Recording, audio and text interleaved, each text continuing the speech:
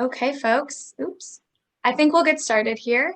Again, hi, my name is Tamar. I use she, her pronouns. I am the community organizer here at Cascade. I want to welcome you all to the Washington Bike Walk Roll Summit. We're excited to have you all with us for this 5-day virtual event, and we're really thrilled to see folks from communities all around the state and beyond. We want to start today with a land acknowledgement. The summit is virtual, and those who are participating today are joining us from many lands, but we acknowledge today that Cascade Bicycle Club sits on the traditional home of the Duwamish, Tulalip, Muckleshoot, Suquamish, and tribal nations. And if you don't know whose land you're on, you can take a look at the website nativelands.ca to find your place on this land. Without these communities, we would not have access to this environment. And so we take the opportunity to thank the original caretakers of this land who are still here. We'd also like to note that we are recording this session and it will be available following the summit. So the summit is hosted by Cascade Bicycle Club and Washington Bikes, two sister statewide organizations with a shared vision of bicycling for all. Cascade serves bike riders of all ages and abilities throughout Washington state, educating new riders, advocating for safe places to ride, and holding rides and events. Washington Bikes advocates for bicyclists' rights, endorses political candidates, holds officials accountable, and works to shape policies that will make bicycling safe and accessible for all. We also want to thank our fabulous sponsors, whose collective contributions have enabled us to bring together 15 panels with expert speakers and with registration free for all attendees. So thank you to our sponsors, Amazon and the Washington State Department of Transportation.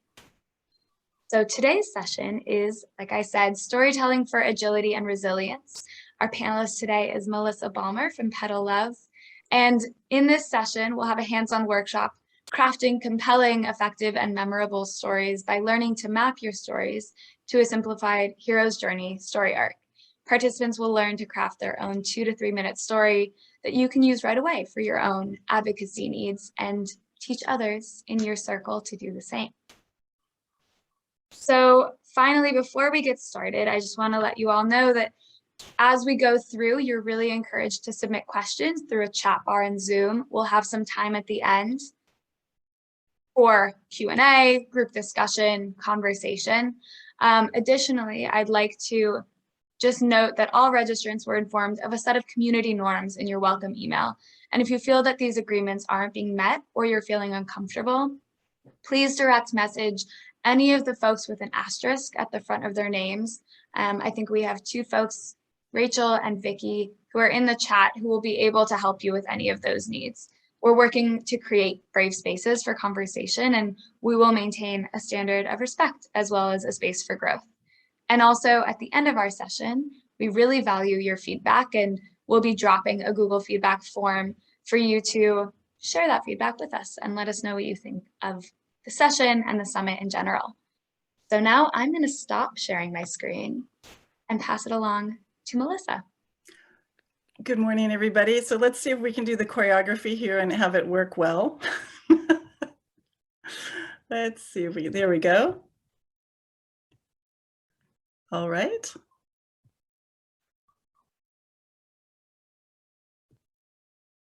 Okay, it's going to give me, there we go. All right, so yes, we are here this morning for storytelling for agility and resilience. So who the heck am I? If we've not had the pleasure of meeting each other before, I am Melissa Balmer. I'm the founder of Pedal Love, and my pronouns are she, her. I live on the outskirts of Poulsbo, Washington, on the beautiful Kitsap Peninsula, on the traditional lands of the Squamish and the S'Klallam tribes.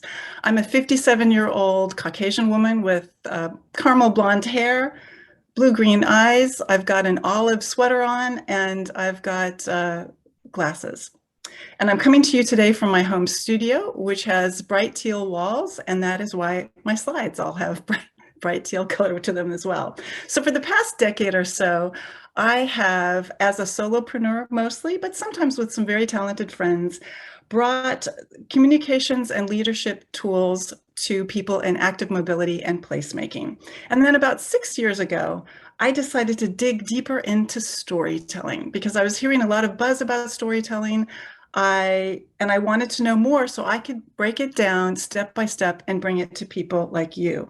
Because some people, like my longtime partner, Charlie Gandy, are really gifted storytellers, and other people like me are not. So I'm a good writer, but I really had to learn how to become a gifted storyteller. And that's what I want to share with you today. So one of the things I wanted you to take to heart is, yes, storytelling is a buzzword right now, and we do a lot of collecting of stories in community engagement. But here's what I found. Unless you teach people how to tell compelling and memorable stories, the storyteller will feel really great that they got the courage up to share their story, but the story won't be effective in moving the dial where you want to go. So that's why we want to learn the actual skills of storytelling. And we base most of our training on 2 to 3 minute stories because that's a great bite-sized chew way to come into storytelling. It doesn't seem overwhelming to tell such a short story. And those short stories have a lot of uses. So it could be that for a presentation like today, it could be for a legislative session or for a city council. It could be for a media interview, for a blog, an email newsletter, a fundraising conversation. It goes on and on. And having an array of these short stories in your back pocket as an advocate are a way for you to be agile, nimble, resilient, and effective in just about any communication situation. So why do I have these illustrations up here? I also draw, and I learned that using these drawings and making coloring pages and animated GIFs and other things were a way to start conversations with fresh audiences. And that's really what storytelling does. So as we get started today, one of the things that I really want you to understand deeply, if you get nothing else from today, is that nobody can tell your story the way you can. So in order for the state of Washington, the United States, the world really, to have truly just, equitable, and sustainable transportation, we in advocacy need to be doing a better job of storytelling about it in 2 ways. The first is that we have to better paint the picture of the future that we want to create, and we need to bring forward the voices of those who've been left out. So we need people from all walks of life, but especially those who have been overlooked and left out, to come forward and feel empowered to tell their stories. So if you personally have not felt invited or included to tell your story, I would like to invite you. I would like to give you the permission slip from the universe to consider yourself a spokesperson and storyteller in training for active mobility. And my goal today is to help you to take your personal storytelling skills to the next level. So if you're a newbie and you're still wondering why the heck storytelling is such a buzzword right now, we're going to get into that. And if you're ready to up your storytelling game, we're going to get into that as well. So hopefully there'll be something for everybody. But as we get started today, I want to be a little bit zen for a moment and get everybody into their bodies, because it's the morning, it's the beginning. And whether you're sitting, whether you're standing, whether you're laying down, however you are right now, I would like you to take 3 deep breaths in and then slowly let them out. So big belly breaths in and then slowly let them out. And as you do this, I want you to think about a time when you felt really strong and independent. It might have been the first time that you rode your bike to school all by yourself or with your friends. It might have been when you were fitted with a mobility device that really worked for you. It might have been a cane, it might have been a walker, it might have been a wheelchair. Whatever it was, you felt strong and independent because you had this resource. Or maybe it was the first time you walked to the store with your friends to buy some goodies, or you got together with your friends to ride on transit to visit a museum or some other adventure. So hold that feeling in your chest, that feeling of strength and independence, and think about how back then, if you'd had a cape, you'd feel like a superhero. I want you to open your eyes now and understand that that's what storytelling can do for you. It can give you that superhero cape. So here's what we're going to be covering today in part 1. We're going to talk about the brain and storytelling. Why is storytelling so captivating to the human brain? We're going to talk about my storytelling map, which is a 10-step map that you can use to create compelling and memorable stories. And we're going to talk about how you can start drafting your own story. And you're going to actually do that today. And Tamara's been brave, and she's going to share a story with us. And then, of course, we're going to have time for your actual questions. So let's dig into why the brain actually craves stories so much. Over the past 20 years or so, science has actually figured out how to measure storytelling and its effect on the brain. And it turns out that the human brain is wired for stories. It's in our DNA. It's how we make meaning of the world. In fact, you're probably telling yourself a story about this presentation right now. This is a wonky bit for you to understand. Storytelling is 22 times more effective and easier for us to remember than data alone. So data is important, but data doesn't persuade. You've got to wrap your data in storytelling for people to remember it. I could fill pages with research findings and hours of time this morning, but I'd like to just highlight 3 key things that I think you're going to find really interesting, useful, and valuable for the work that you're doing. So the first scientific reason that stories are so effective is called mirroring. And this means that when you're listening to, reading, or watching a story, your brain, you have similar brain activity to others that are reading and watching the same story. And when it's a live event, such as today, the story themselves, so me. So storytelling breeds compassion. It allows you to see the world from very different perspectives in a way that nothing else can. In the book Uncle Tom's Cabin, for example, published in 1852, it had a huge effect in helping the Union win the Civil War. Prior to Uncle Tom's Cabin coming out, people had thought that slavery was terrible, but just a fact of life. After reading Uncle Tom's Cabin, they realized it was an unnecessary evil. The second scientific fact I'd like you to know about is something called neural coupling. That means that when you're listening to, reading, or watching a story, the part of your brain activates to allow you to turn the story into your own experience. This is why storytelling of the Star Wars franchise and stories, the magic of Harry Potter, and all the superhero movies are so popular. People actually feel that they are a part of the story. So imagine if you could engage your current and fresh audiences the way a really popular movie, popular novel, or TV show does. You can with compelling and memorable stories. And the third scientific reason I want you to know about are hormones and neurotransmitters. And that is that when your brain encounters an emotionally engaging and satisfying event, such as a well-told story, it releases cortisol, the stress hormone that super focuses your attention span. It releases oxytocin, the feel-good hormone that makes you feel empathy and connectedness, just like people did from reading Uncle Tom's Cabin. And it releases dopamine. And this is a neurotransmitter that makes you feel a sense of accomplishment. So that's why those of us who have our noses in books all the time feel like we're actually doing something. The other thing that dopamine does is it's the reason that a story is 22 times more easy for people to remember than data alone. Dopamine is what helps your memory. So now we're going to talk about how you actually map stories yourself, what you can do in order to make any story that you have more compelling and effective with a 10-step map that I've put together. So I focus on something called the hero's journey. And the reason that I focus on hero's journey stories is that hero's journey stories are the most popular of all time. So you think of Luke Skywalker in Star Wars, you think of Harry Potter in the Harry Potter series. These are hero's journey stories. And hero's journey stories are not about winning. They're about transformation. And they're just as much about internal transformation of you as the hero as they are about the external world. And that's what we really want to create with active mobility.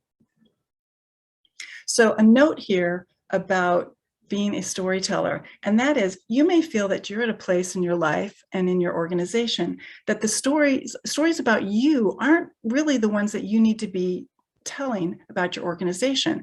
You probably want to be telling about stories about those you serve, and that's fine. But here's the thing. Unless you learn how to tell your own hero's journey story, at least one that you can share in different capacities, you're not going to have skin in the game. You're not going to be effective at asking others to step up and be vulnerable and brave and telling their most authentic stories unless you've gone through the process yourself. So that's why I'm asking you to do that today. So right now, we're going to take 5 minutes, and I want you to write down your why story. And as we do this, I want you to, and I'm going to set a timer in just a minute, but a lot of times we have a story that we tell about why we're in active mobility, and it's not the real story. And so I'm going to tell you 2 very brief anecdotes to give you an example before you pick up your pen. When I first got involved in active mobility about 10 years ago, I told a story, which is a great story, about getting on a bike again after 30 years. And it took my partner, Charlie Gandy, 6 months to convince me that I could ride a bike again. It's a great story. It's a fun story, but it's not my real story of active mobility.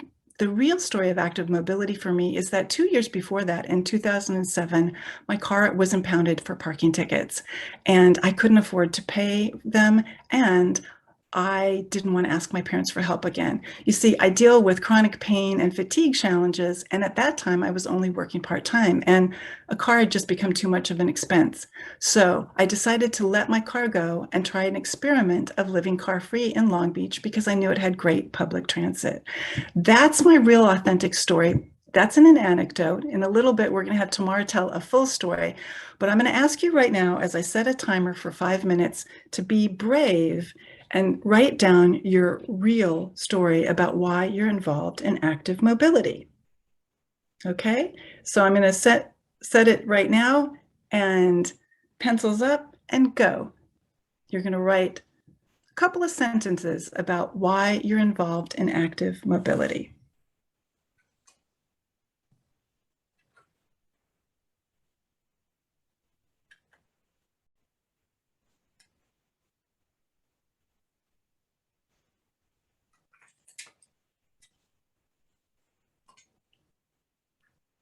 What was the thing that made you realize that biking, walking, and public transit were really something that you wanted to be a part of as an advocate?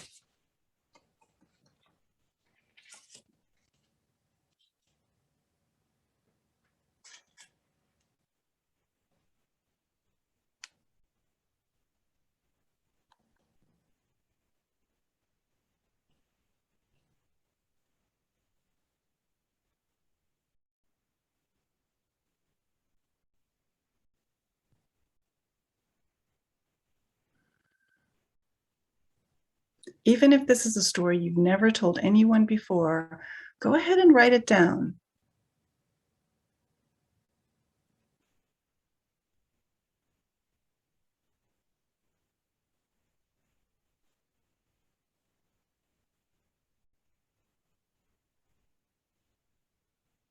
It could be a health reason, it could be an economic reason, whatever it is, go ahead and write down 1 or 2 reasons why you first got involved in active mobility. And it might have been something back from your childhood. We've got just about 3 minutes to go.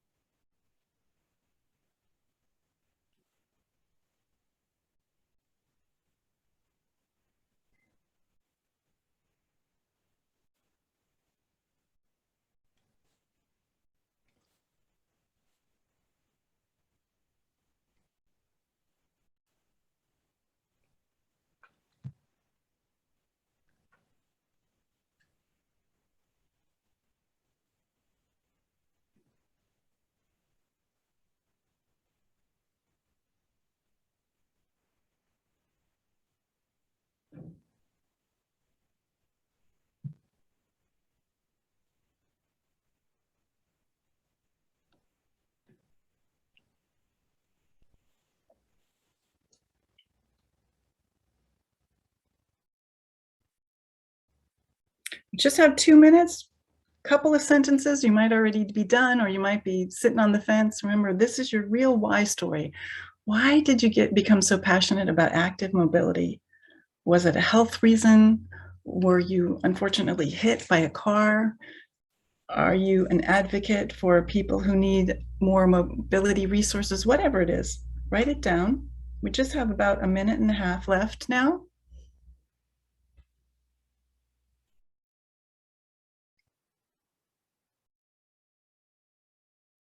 Okay, time to wrap up. We just have a minute and a half. Write your final thoughts.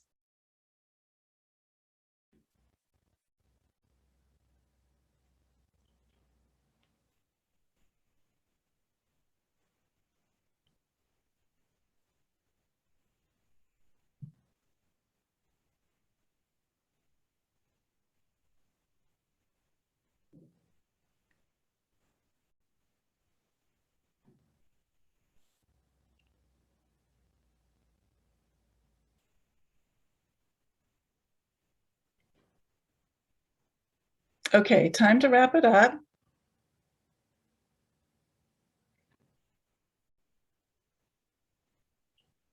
All right. So what I want you to do with that, your why, is I want you to set it aside, and we're going to come back to that with another exercise. But right now we're going to start digging into the shape and structure of stories in order to make them compelling and effective. So just like a strong, solid building or house needs to have an infrastructure and foundation to make it stand the test of time, so do stories.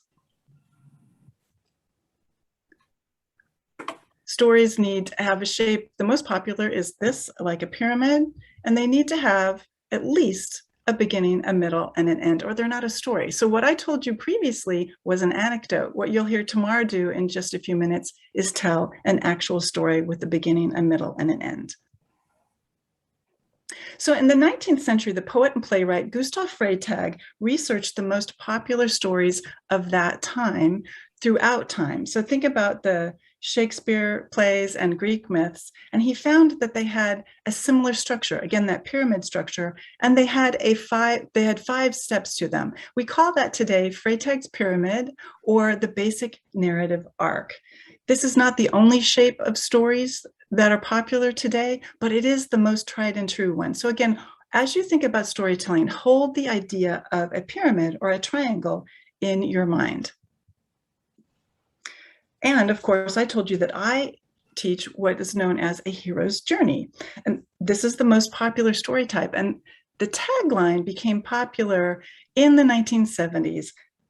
And it's from Professor Joseph Campbell and his book, The Hero with a Thousand Faces. That's actually from the late 1940s. But it's the book that George Lucas went back to when he was stuck on the script for Star Wars, the original one, and knew it wasn't looking. He had taken a class that used The Hero with a Thousand Faces, and he used the hero's journey story type to the official one from Joseph Campbell to map out the Star Wars universe and change his script. And we all know what happened with that. So Joseph Campbell's hero's journey is a very complex thing. It has 17 steps and magical intervention, which I don't know about you, but I don't get very much magical intervention these days. So what I've done is I've taken the basic narrative 5-step arc and a few things from Joseph Campbell and a few things that I've learned in other kinds of communications for advocacy and put them together in a 10-step map that you can use.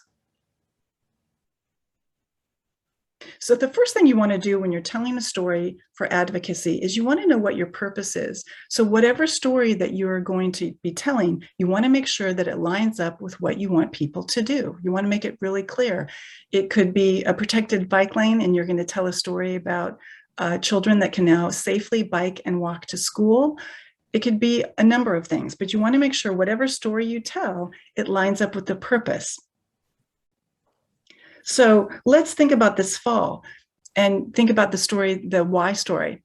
Think about, what do you want to do this fall with this story that you're contemplating? Do you want to raise more money? Do you want to raise awareness? Do you want to do a leadership training? Whatever it is you want to do, you want to make sure that what you want to do and your story line up. So right now, I'd like you to take just a minute to write down a purpose that you have that you'd like to use storytelling for this fall. So we're just going to take a minute very briefly and go ahead and write down some kind of story that you would like, some kind of purpose that you have for storytelling this fall. All right. So again, it could be fundraising, it could be friend raising, it could be awareness about a policy or a program, it could be leadership training, whatever it is, jot it down. What would you like a story as you move forward after this workshop to help you do?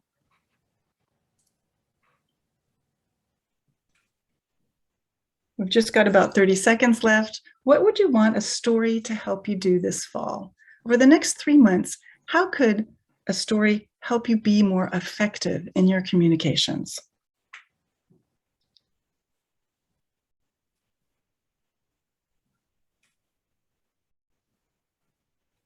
Time to wrap it up. There's just 10 seconds to go. All right. So there we go. Now you've got a purpose. And of course, this can change later, but you start getting your hands in the clay with storytelling so that you can make things happen. So after you have your purpose for your story, you want to set the scene. And this is what they do in books and movies and TV shows. And I'd like you over the next couple of days to pay attention to your favorite books and movies and TV shows and see how they bring you right in to a story and draw you in and make you want to learn more. So perhaps the most famous of lines to bring people into a story is, "It was a dark and stormy night," right? That gets us all excited and we want to learn more. The next thing that happens in a story is called the rising action or the inciting incident. And this is the thing that happened to spark you on your journey. This is a conflict. Did somebody get seriously hit by a car? Was it you? What other conflict was there? Or did you just realize that a particular street was really dangerous because it took forever to be able to cross the crosswalk? Are you just tired of having to push walk and that they don't go on automatically? Whatever it was, did you start riding a bike to lower your blood pressure? So that's your inciting incident. The third thing that happens is that you might have met a mentor, and that person might have helped you along and taught you more about how to effectively do what you want to do. So you might have been somebody that wasn't involved in advocacy and you met a real professional advocate, just like Luke Skywalker met Obi-Wan Kenobi and Harry Potter met Dumbledore. The fifth thing that happens in stories, and this is the height of the pyramid, this is the height of the action. And this is when you face enemies, you find allies, and you overcome the biggest obstacles in the story.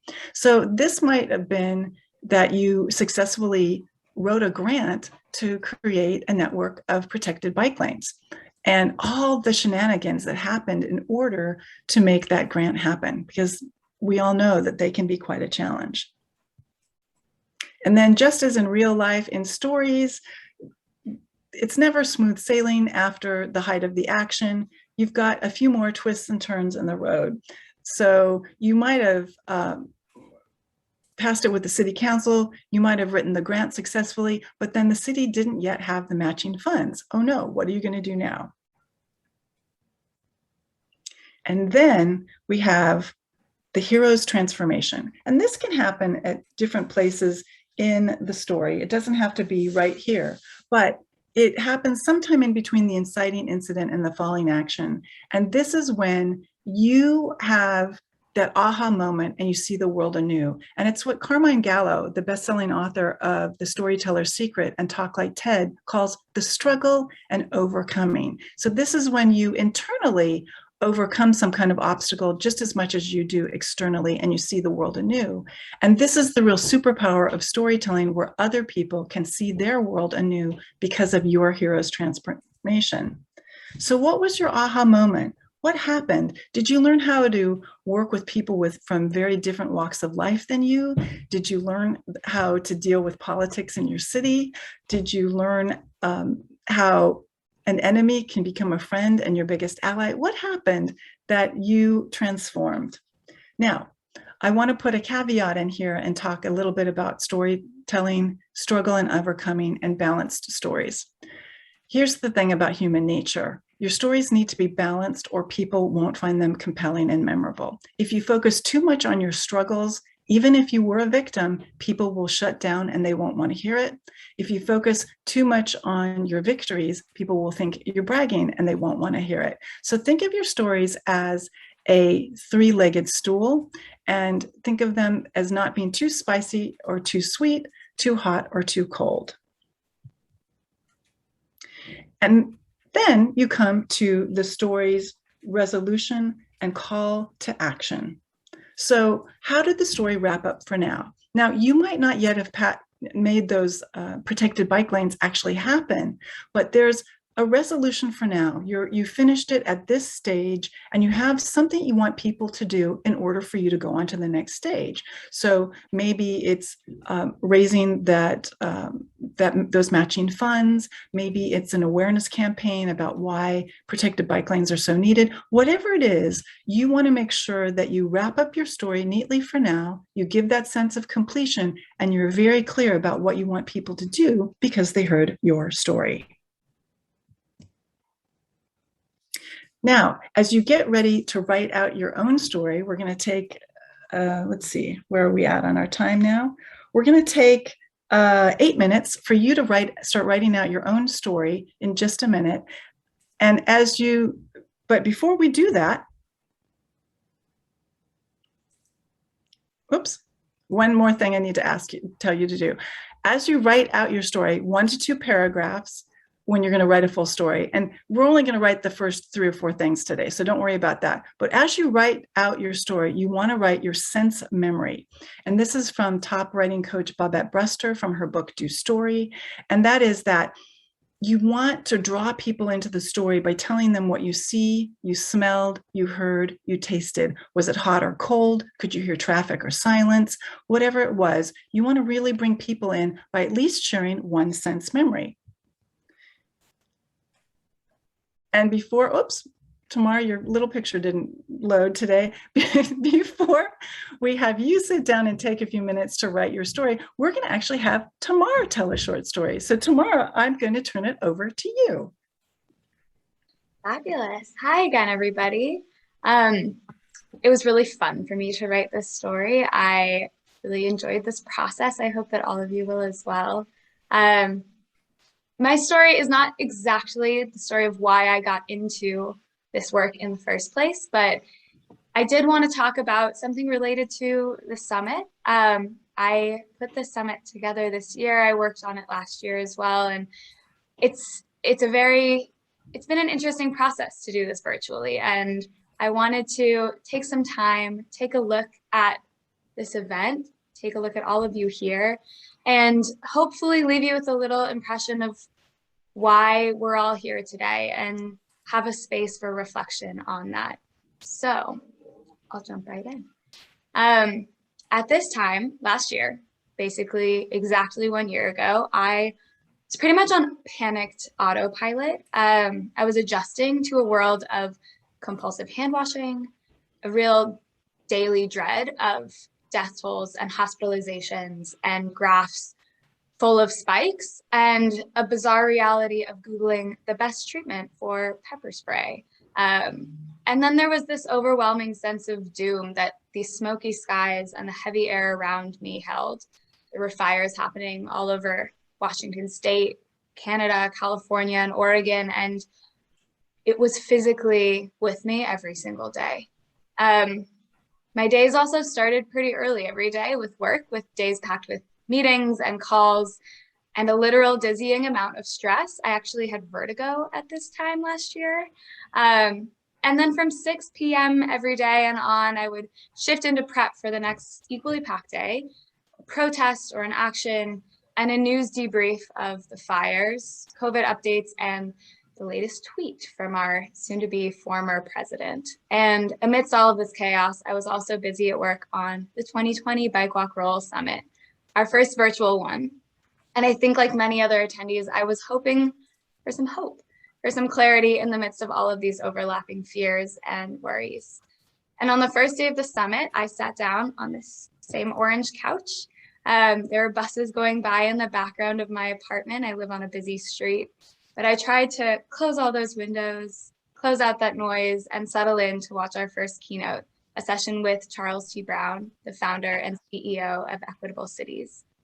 I was in the thick of all the stress. I was panicked about every detail that could go wrong behind the scenes and listing all of the things I had left to do and trying to keep track of everyone in this virtual sea of faces. I had worked with Charles throughout the year. We chatted on Zoom about content and logistics, and I was looking forward to this hour, but I was still thinking about my next session, the work I had to do later that day, the friends I needed to check in on, the climate rally I was attending later that week. So suffice it to say, I was stressed and overwhelmed and in a fog, emotionally and very much literally. But then as I sat down and Charles began to speak, something happened and all of those thoughts washed away. And for an hour, I listened to Charles walk us through images of busy streets around the country, neighborhoods with tree-lined walkways envisioned, and folks of all ages and abilities and colors walking and biking, maps overlaid with colorful layers of data on race and health, green spaces, and more. And I don't know if you've heard Charles speak at other conferences, but even over Zoom, he commands the room. He guided us through his slides with clear details, with concise layers of storytelling, with really deep imagery. He shared his experiences as a Black man in public space. He laid out the ways in which today, all of us sitting in that room, virtual room, could take action in our personal, our institutional, and our systemic lives to protect Black and brown people on our streets, to build more equitable communities, to tie together the work of climate justice, the movement for Black lives, and transportation policy. And as he spoke, I felt this wave roll over me, as if my mind was going from this jumbled pile of responsibilities and worries and dates and times, names, and all of these fears to this organized collection of people and places and ideas that added up to this why that I think I'd really been missing and grasping for as I ran from meeting to issue to event. And it was in that room, in that virtual moment, that I realized, oh, all of this is for something. Alone on my couch, sitting right here in this exact spot, but surrounded by a group of people who were captivated and motivated and ready to continue moving forward. I closed my eyes, I took a deep breath in, I held it for a moment, and then I slowly let it go. And I knew that this moment of clarity that I was going through was fleeting, but I also knew that it was a moment to hold on to. And that session was almost exactly 1 year ago. And the reality is that this world is still hard and our work is still really hard. We're in the midst of a lot of isms, racisms, homophobia, transphobia, xenophobia that still exist and persist. The climate crisis is happening now. There are still fires all around us and displacement and fear. People are dying on our streets every day at the hands of police, traffic violence, from living without resources or aid. But I still try to come back to that why of what I'm doing. And I remember the pictures of people-based streets that Charles painted during his keynote. I think through the way he described the systems we can build to make safer and greener and more joyful spaces, the ways that our work, our passions, and our communities overlap with each other and support each other, the way that our actions matter, our solidarity matters, our persistence and our participation matter.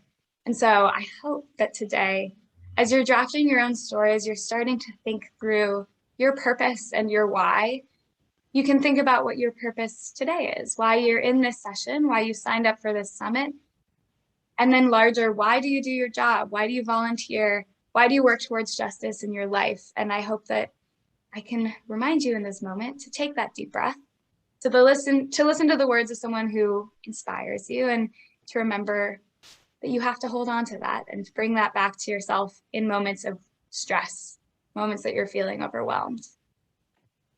That's my story for today. I'll pass it back over to you, Melissa. Okay, thank you. So, what a great job you did. Thank you very much for being brave and telling us your story. So, I'm going to take about 8 minutes right now for you to write out your purpose for your story. You might already have it, or you might have changed your mind. Then you're going to set the scene. You're going to draw us in with a dark and stormy night, however you want to do. And as you heard Tamar do so beautifully. Then you're going to have your inciting incident and did you meet a mentor? So those are just the 3 things that you need to do today with your story. And I'm going to set the timer and we're going to start and have 8 minutes to do that right now. All right? Okay, so get your pencils out, get your purpose, see if your purpose still aligns with what you want, your why story. Do those two go together, or have you thought of something else? And write a paragraph or 2, if you can, about each one of these 4 things. You might not have met a mentor. That's okay. Whatever it is, write what you can right now over the 8 minutes, and I'm going to be quiet for a while and let you get to work.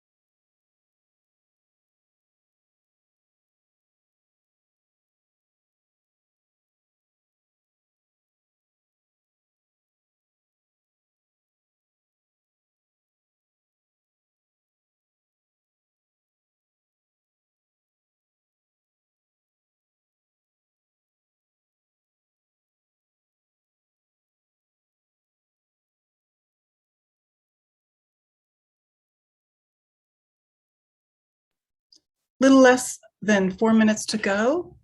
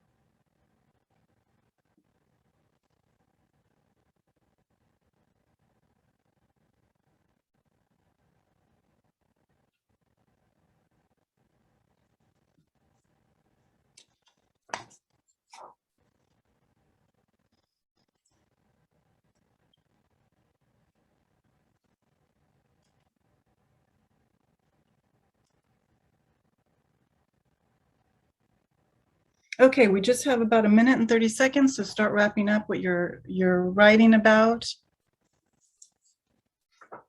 And I'm going to ask people if anybody wants to be brave and share, let's say, the first couple sentences of your story. So as we wrap up here, we have just over a minute to go. If anybody wants to share their story, put a note in their text box that you want to share just the first few sentences of it. That way we can have more people share. And Tamara and her team will pick some people to go ahead and tell their story. So we're wrapping up now. Last 50 seconds to go. And some of you are deciding that you're brave enough to step forward and share the first sentence or two of your story. Just 30 seconds to go.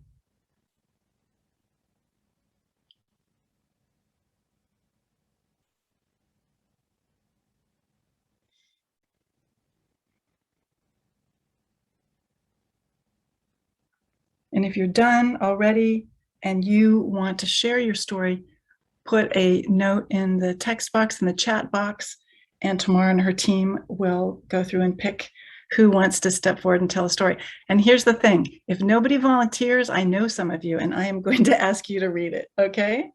So let's call that done and come back together now.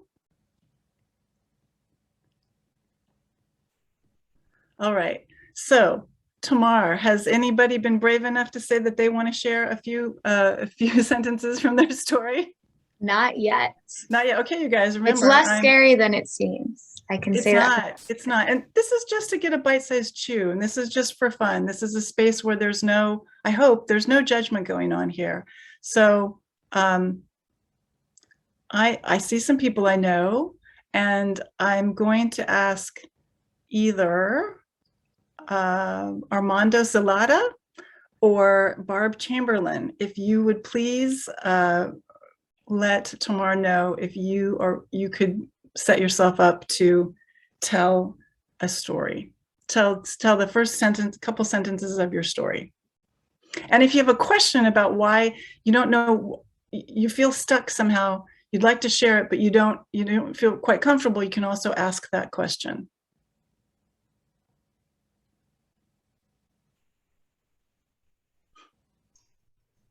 I could start the ball rolling if you wish.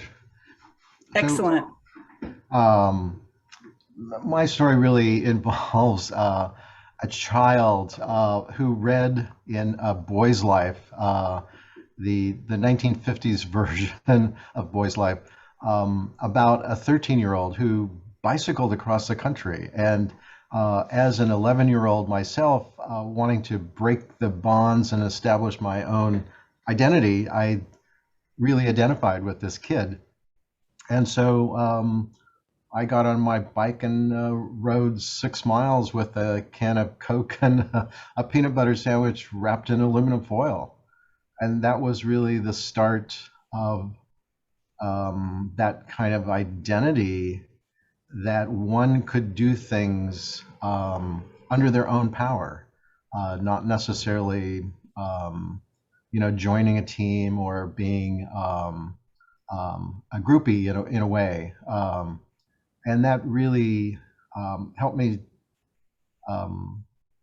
set up an understanding that the art world, which I entered some decade later, you don't do anything unless you do it yourself, and that you really have to be somewhat centered and understand that the world doesn't just come to you. You really have to negotiate. You have to be out there. You have to pedal in order to get there. Nobody else is going to do that.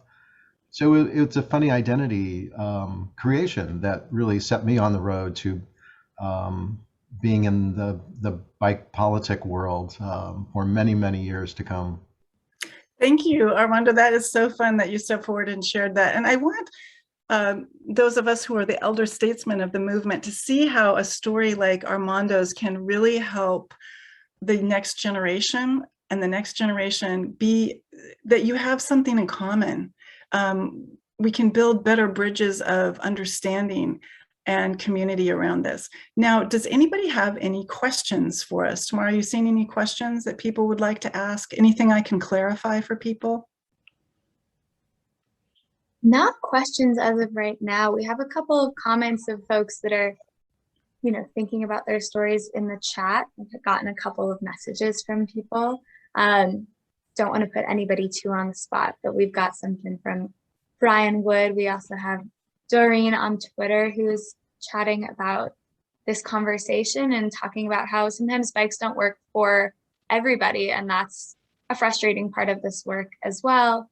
So just thoughts from people as they're putting together their story and thinking about sort of the intricacies of their experiences, and also the ways in which the outside world is a part of our stories, and how we interact with that as well. Right. And again, remember that when you go to tell your story, you want to make sure that it fits the purpose, right? And so you're right, bikes are not, the bike advocates have led in a lot of active mobility over the past 30 years. They were the first ones out in front in a lot of places to be organized and effective.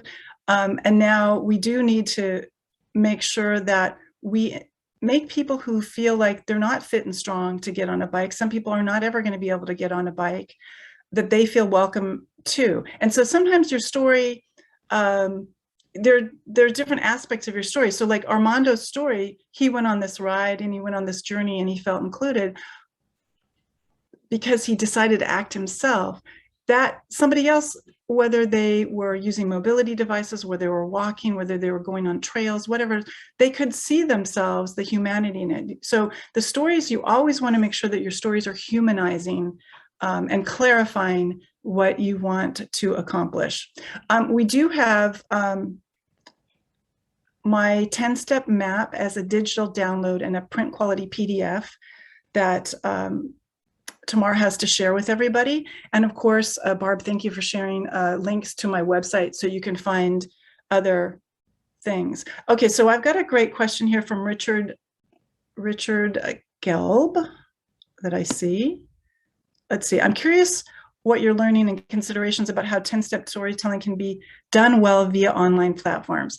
This is a great question. And still more is being revealed. And Tamara and I have been talking about this and brainstorming about this. I just recently, over the past week or so, have been really doing a deep dive on this about how could we really use online platforms to be more effective about this kind of storytelling. So I've tested some things out today to make this have more of a workshop feel. Of course, Zoom, you can have chat rooms and you can have breakout rooms and you can do things like that. But there are other platforms that are coming in that people are using. I went to the Hollywood Online Climate Summit last week, and they were using, I think it's called IHOP, and it was really effective at being a little bit more engaging. And so I think that we'll be in an ongoing conversation about how to use these tools in order to create real workshop experiences so that they could be multi-hour, multi-day, and really help people feel like they are involved just as much as they are in person. On that note, we're starting to get to the end of our time, and I wanted to let everybody know that this conversation will absolutely be continuing. We will have a networking happy hour, bring a drink, whether that be water or tea or whatever else you'd like this evening. Just an opportunity for folks to chat a little more offline, and we'll have breakout rooms and time for discussion. And if that's a place in which you want to practice your story or share questions or thoughts you had from this session, feel free to do so. You got information on how to join that in your daily email as well as on our Summit site, and there is, similarly to this session, a passcode to join, so make sure you're referencing that. And then I wanted to let folks know before we wrap up that we have our next session today at 12:30 Pacific Standard Time with our keynote speaker, Dara Baldwin, who is the Director of National Policy for the Center for Disability Rights and is really an incredible storyteller and advocate for folks biking and walking and rolling. And so hope to see you all there, and want to thank Melissa. Thank you for your time and for being in this space with us, and thank all of you for being with us today. I also dropped some a feedback form in the comments section in the chat, so feel free to share your thoughts with us there. And I also want to share this comment from Doreen, who was talking on Twitter and who just dropped a comment in the chat here about how being a blind person, being a blind advocate, makes this work complex because, you know, bike advocates are awesome, but sometimes bikeways can make Doreen feel a little crazy, and we need to work in our stories and our work that we all do every day to be creating safe, continuous travel networks for all modes. And I think that that's such an important piece of telling these stories, is thinking about the broader communities we're working in and with, and whose stories aren't being told, and whose stories we have to work to uplift and amplify as we do this work together. But again, thank you all. Melissa, I'll give you the last word if you'd like to say. Yeah, I want to thank this summit because it's one that I have paid attention to for years. I enjoyed it last year. I'm so excited that I got to participate, and I hope to keep working with Cascade on some new things in the future. I deal with chronic pain and fatigue challenges, and being able to teach online allows me to reach an audience in a way that I never have been able to before. So it's been a blessing, but I want to let everybody know that I've started to do more audio pieces on my website. So for people that are blind, you know, SoundCloud, and there's another one where we can share engaging storytelling in many different ways. And I want to invite you to come check out the website and sign up for my email newsletter, because I'm starting to do audio clips of just about every blog. It's an ongoing process, but I'm going to be doing that. And I want to especially thank Cascade for creating a safe place for people with disabilities to step forward and recognize that their voices have tremendous value. And if we do design worlds for people with disabilities, they will be welcoming for little children and for everybody. And that is a most marvelous thing. And I want to invite the bike advocates to remember that, you know, when you lead with speed and agility and athleticism, that can leave some people out. So just think about that when you're telling your stories. And thank you. It was great to have such a wonderful audience. I hope to connect with you all tonight, or come to my website, send me an email, and we can talk more about storytelling, and I can connect you with others who want to be working on their stories as well. Thank you. Awesome. Thank you all, and see you at 12:30. Bye.